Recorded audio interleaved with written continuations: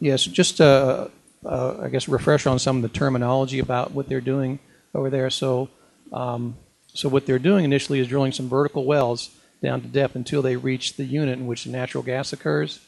When they do that, then they drill a horizontal well in that formation, some certain distance, very accurately to a location they're interested in, and they'll actually perforate that well, put holes in the wells, and then pump seal an interval off, pump it full of high pressure fluids. In addition to the fluids, they'll put other things in there.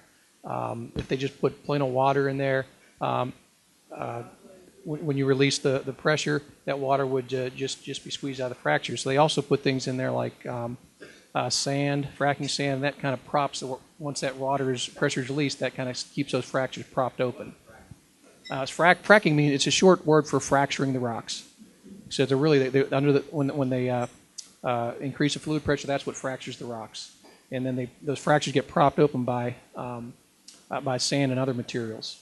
But in addition to the water, they'll also put things in there, things like biocides and other things like that, to keep bacteria from growing and clogging up the well. So it's not just water in there, but there's small amounts of other materials, and that's some of the things that people have concerns about contaminating groundwater and overlying aquifers that are used for drinking. So that's what some people are concerned about.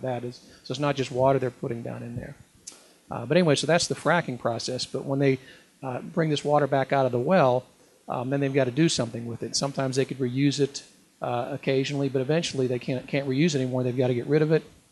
In some places, like up in Pennsylvania, they actually take it to water treatment plants, and they're having a lot of issues with that. I don't think they can inject up there for some reason.